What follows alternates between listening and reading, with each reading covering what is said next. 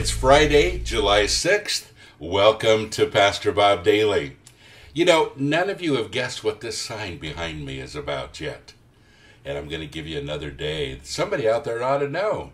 It's really a huge icon from the 80s and early 90s. And I know some of you out there have seen this sign. Anyway, if nobody guesses in the next day tomorrow, I'll tell you where it's from. My friend Daryl on YouTube says, I have an issue. I was raised in a Christian family until I was put into foster care at the age of 14. I became more rebellious, and Christianity is all I know. I hate the ideas of conformity and order, but those are things that are theological aspects of Christianity. I care about others. I'm not into self-worship. I want to be a Christian because I believe there is a God, but it's hard being a rebel and a Christian. I went to church wearing a metal band t-shirt. It didn't end up well. Daryl, all I can say is welcome to the family. You know, I've been a little rebellious all of my life, and more than one church has looked down its nose at me for the way that I dress, the way that I look, whatever. But I want to correct a couple things that you said. You said that conformity and order are theological aspects of Christianity. And I don't think that's true. If anything, the Bible celebrates diversity. We're not all alike. God didn't create all of us exactly alike. He created us very different.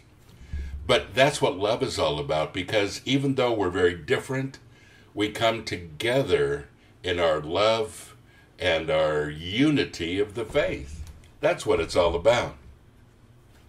So, Daryl, let me encourage you in a couple things. The worst thing you can do is to conform to what somebody else thinks you ought to look like. Because, you know, it'll change again in 5 or 10 years. It really will. You know, when I grew up, it was a horrible thing for women to wear pants to church.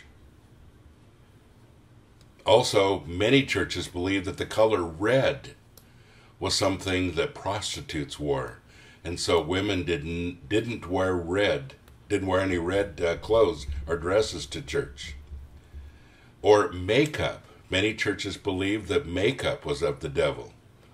And then, of course, some of the ultra-charismatic Pentecostal movement came in, and there was too much makeup in church, in my opinion. But, you know, we've gone through all of these things, and in music we've done the same thing.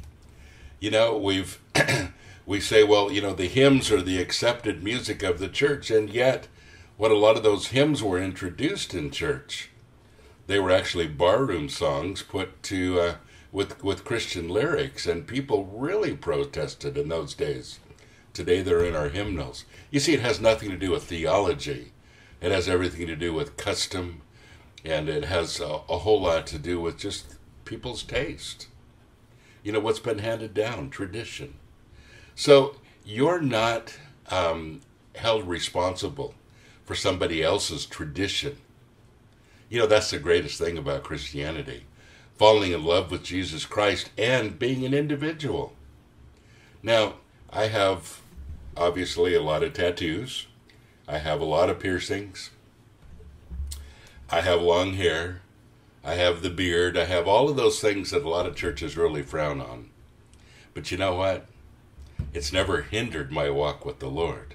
It's hindered my fellowship with some Christians who believe there's a certain way you have to look being a Christian, but it's not all of them.